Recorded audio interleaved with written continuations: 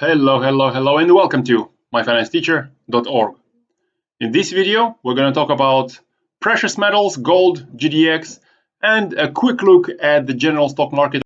Before we continue, let me remind you guys to subscribe to the channel if you haven't, and click that bell notification.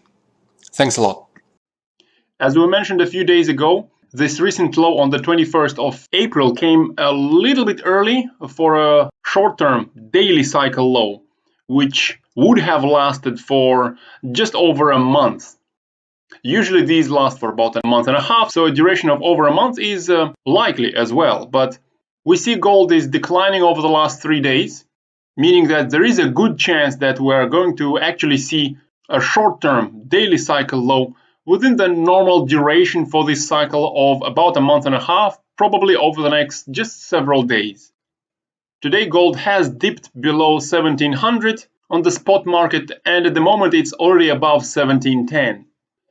It's a little tricky at the moment. There is a chance that this decline is abandoned soon, making us count this previous low on the 21st of April as the end of the first daily cycle.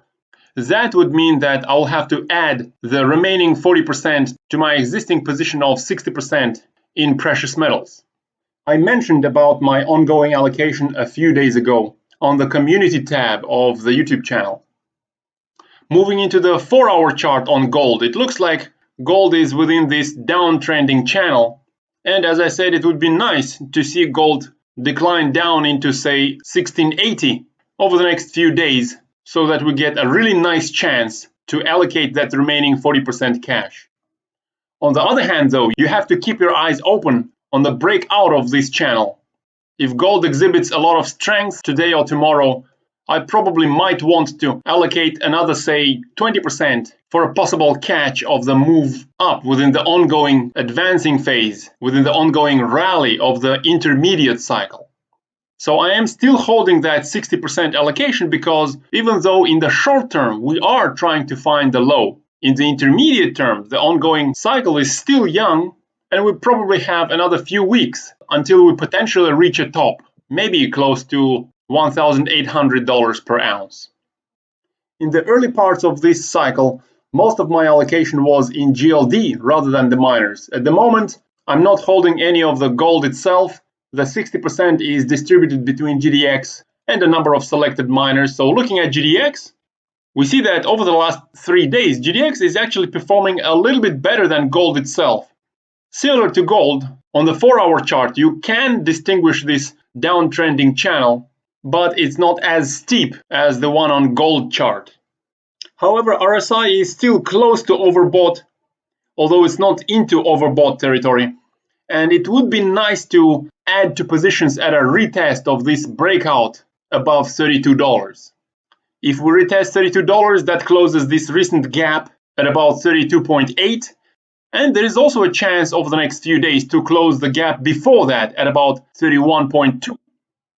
So in terms of precious metals, we are 60% in. However, we are still looking for a better opportunity to allocate the remaining cash. In terms of the general stock markets, though, for the members at myfinanceteacher.org, by the way, if you are not a member, make sure you join us for timely updates on a range of assets: precious metals, general stock market, energy, and Bitcoin. So yesterday I posted this short-term trade update on S&P 500.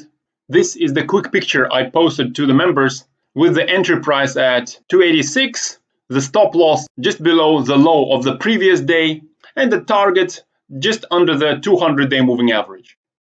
That trade was yesterday, as I said, and a few days prior to that, we had discussed our expectation of this potential trade.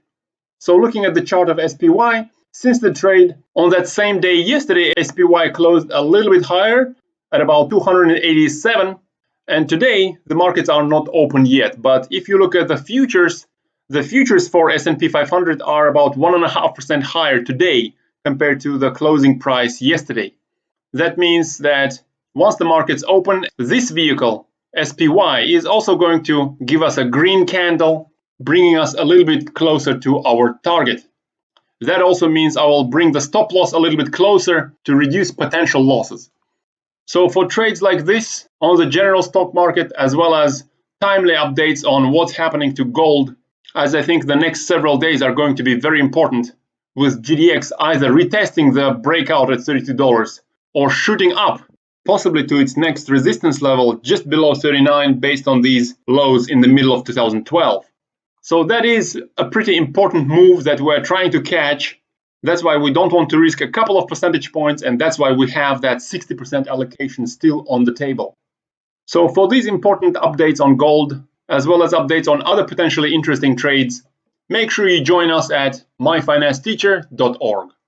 For now though, I wish you a nice day and good luck in your trades.